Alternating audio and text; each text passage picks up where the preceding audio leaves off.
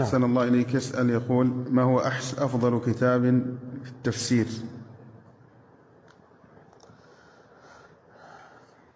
ما أقدر أقول هناك كتاب أحسن كتاب، لكن الناس يختلفون. لكن عامة الناس يصلحهم تفسير ابن سعدي، وأيضا التفسير الميسر. جيبها لو سمحت.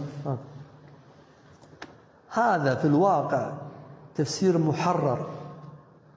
هذا طبعا له طبعات متنوعة.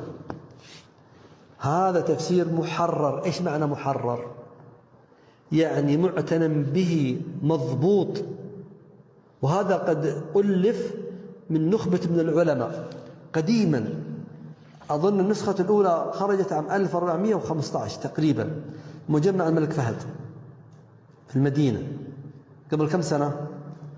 قبل أكثر من 25 سنة، من 29 سنة.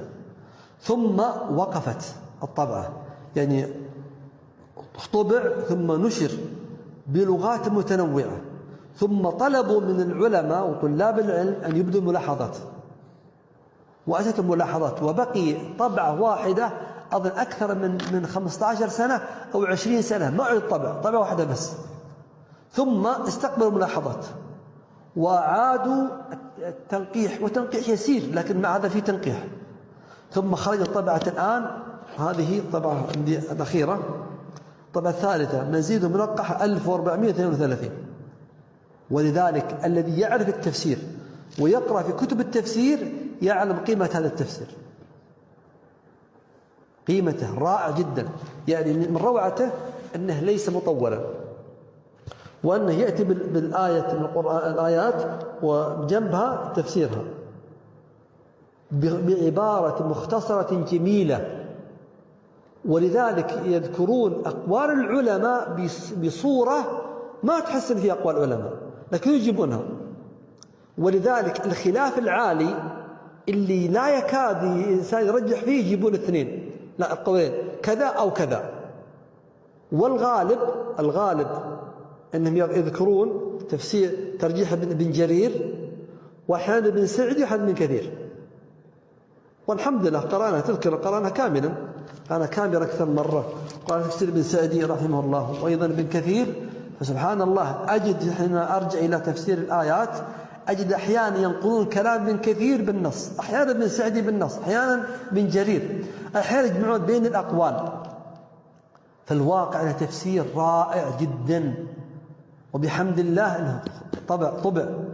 وبشرك منه طبع بأكثر من، أظن أن وصل إلى 30 لغة حية: الإنجليزي، الفرنسي، الأردي، الفارسي، أشياء عجيبة جدا، وهو على منهج أهل السنة والجماعة.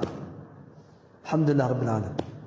تفسير رائع. أيضا فيه تفسير التفسير لابن كثير، ابن جرير. أعطني هذا ابن كثير، جبه.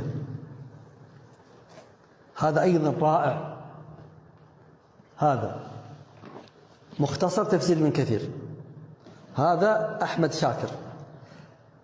قيل أن أحمد شاكر رحمه الله هو العالم المصري المحدث الذي على منهج السنة والجماعة السلفي، إنه وصل إلى سورة يونس. فنقرأ الآن الحمد لله كاملا ومسجل الآن، ومع ذلك لم أجد فرقا بين سورة يونس وما قبلها وما بعدها. فإن كان فعلا بن أحمد شاكر رحمه الله ما أكمله، فالذين أكملوا على نفس النهج. نعم، ما قبل سورة يونس يذكرون في التخريج حكم أحمد شاكر، ما بعده ما يذكرونه.